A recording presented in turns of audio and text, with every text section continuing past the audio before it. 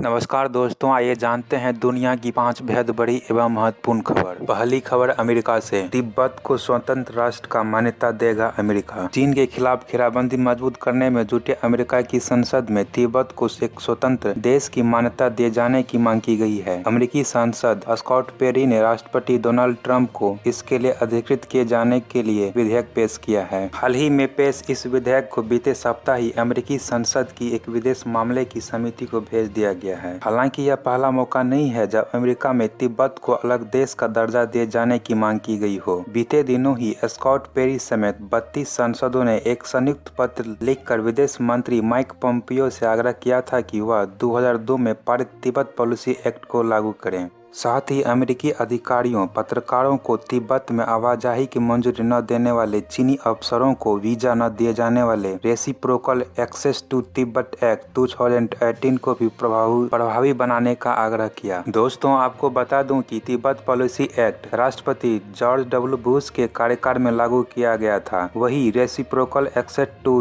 Tibet act 2018 राष्ट्रपति Donald Trump के कार्यकाल में ही पारित किया गया। अमेरिकी संसद 28 अक्टूबर 1991 को पारित प्रस्ताव में तिब्बत पर चीन के अधिकार और आधिपत्य को अवैध करार दे चुकी है। अब बढ़ते हैं अगली खबर के लिए। भारत चीन सीमा विवाद पर ट्रंप ने की मध्यस्थता की पेशकश। भारत चीन के बीच सीमा विवाद को लेकर अमेरिका के राष्ट्रपति डोनाल्ड ट्रंप ने मध्यस्थता की पेशकश की है। डोनाल्ड ट्रंप ने कहा कि अमेरिका भारत और चीन के बीच सीमा विवाद के मुद्दे पर मध्यस्थता करने के लिए तैयार है। डोनाल्ड ट्रंप ने ट्वीट किया, हमने भारत और चीन दोनों को सूचित किया है कि अगर वह चाहे तो सीमा विवाद में अमेरिका मध्यस्थता करने को तैयार है। अब खबर चाइना से। सीमा पर तनाव के बीच झुका चीन। लद्दाख में चीन के साथ सटी भारतीय सीमा पर तनाव जारी है। दोनों पक्षों ने सीमा पर जवानों की तैनाती बढ़ा दी है। इसी बीच सीमा विवाद पर चीन की तरफ से बयान सामने आया है। चीन ने कहा कि भारतीय सीमा पर हालात कुल मिलाकर अस्थिर और नियंत्रण में है। साथ ही दोनों देशों के पास बातचीत और विचार विमर्श करके मुद्दे को हल करने के लिए उचित तंत्र और संचार माध्यम है। वास्तविक नियंत्रण रेखा LAC पर भारत और चीन की सेनाओं के बीच चल रहे गतिरोध की पृष्ठभूमि में चीन के विदेश मंत्रालय के प्रवक्ता ने ये टिप्पणियां की। उन्होंने कहा कि हम दोनों नेताओं के बीच बनी महत्वपूर्ण सहमति और दोनों देशों के बीच हुए समझौतों का सख्ती से पालन करते रहे हैं। वह चीन के राष्ट्रपति